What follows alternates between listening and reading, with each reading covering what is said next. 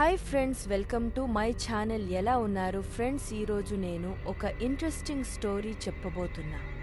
నేను చెప్పే ఈ స్టోరీస్ నచ్చితే దయచేసి లైక్ చేయండి, అలాగే సబ్స్క్రైబ్, షేర్ అండ్ కామెంట్ చేయండి.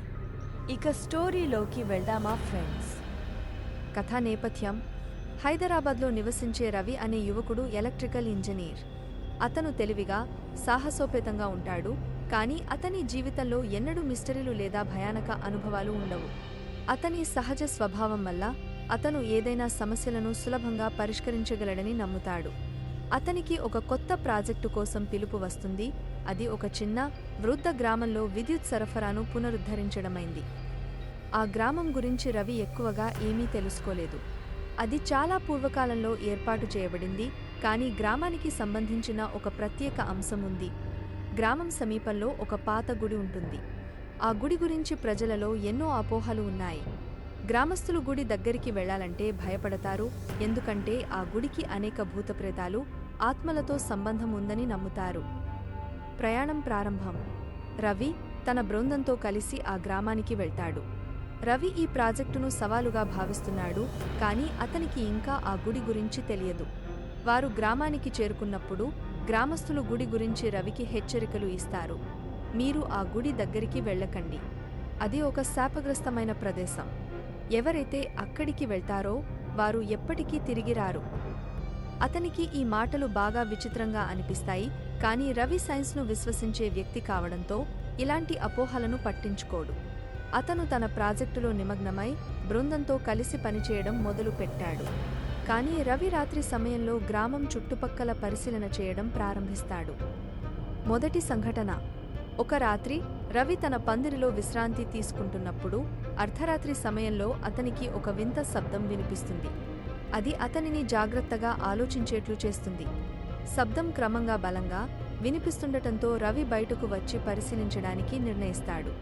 అతను బయటకు వచ్చి ఆ శబ్దం ఏ దిశ నుంచి వస్తోందో చూడడానికి ప్రయత్నిస్తాడు. ఆ శబ్దం అతనిని గుడివైపు పిలుస్తోంది. రవి మరింత ఆసక్తిగా ఆ గుడివైపు సాగిపోతాడు.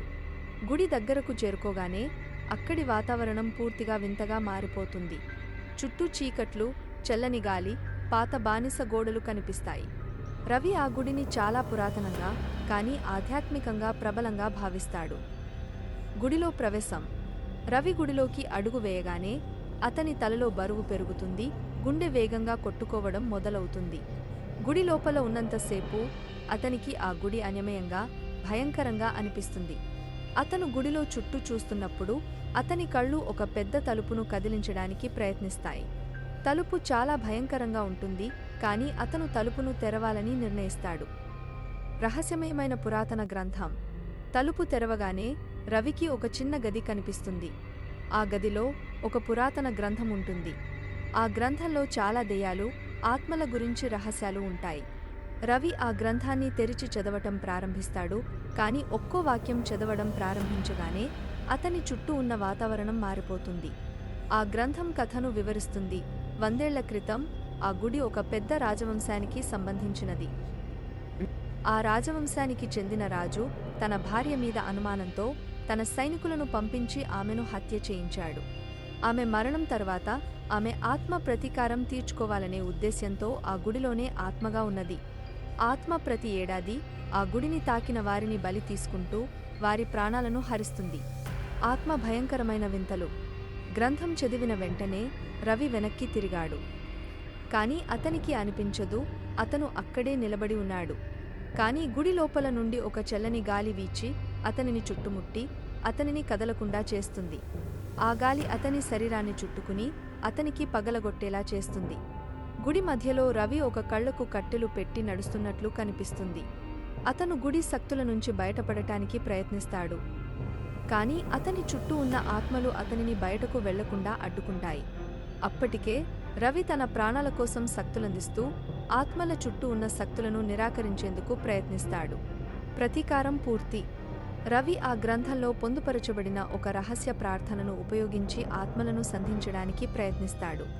ఆ ప్రార్థన ఒక కవచం తయారు చేస్తుంది, అది ఆత్మను దూరంగా ఉంచుతుంది.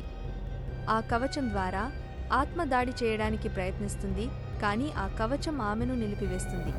ప్రార్థన పూర్తయ్యాక ఆత్మ చుట్టూ ఉన్న శక్తులు రవి మీద నుండి విడిపోతాయి. ఆత్మ తన ప్రతీకారం పూర్తయిందని భావించి గుడి శక్తి కూడా తగ్గిపోయి ఆ గుడి నేలమట్టం అవుతుంది. రవి గుడి నుండి బయటపడతాడు, కాని అతని బృందంలోని ప్రతివాడు ఆత్మశాపానికి బలి అయిపోతాడు. ముగింపు: రవి తన జీవితంలో ఎన్నడూ ఇలాంటి భయానక అనుభవాన్ని ఎదుర్కోలేదు. అతను భయంతో ఆ గ్రామాన్ని విడిచిపెట్టి తిరిగి హైదరాబాద్ వెళ్తాడు. కానీ ఆ అనుభవం అతని మనసులో ఎప్పటికీ మిగిలిపోతుంది. చివరి సీన్లో రవి కారులో వెళ్తూ వెనక్కి తిరిగి చూస్తాడు. అక్కడ గుడి మళ్లీ కనిపిస్తుంది. అది ఇప్పుడు మరింత కొత్తగా మరియు శక్తివంతంగా ఉంటుంది. రవి ఆశ్చర్యంతో, భయంతో అదే వేగంతో కారును తీసుకుని అక్కడి నుండి పరిగెడతాడు. ఆఖరి రాత్రి కథ సైన్స్, భయం, ఆధ్యాత్మికత, అన్యమయమైన శక్తుల కలయికతో నిండి ఉంటుంది. అది ప్రతి క్షణాన్ని వాస్తవంగా, గాఢంగా, మధురంగా, భయంకరంగా చూపిస్తుంది. Thank you so much friends. కొత్తగా ఎవరైనా చూస్తే please subscribe, share and comment చేయండి. అలాగే మీరు నాకు చేసే హెల్ప్ ఏమైనా ఉంటే మర్చిపోకుండా లైక్ చేయండి, ఎందుకంటే ఎక్కువ లైక్స్ వస్తే ఎక్కువ మందికి వీడియో రీచ్ అవుతుంది. అంతే, మళ్ళీ ఒక ఇంట్రెస్టింగ్ స్టోరీతో కలుద్దాం. Bye friends.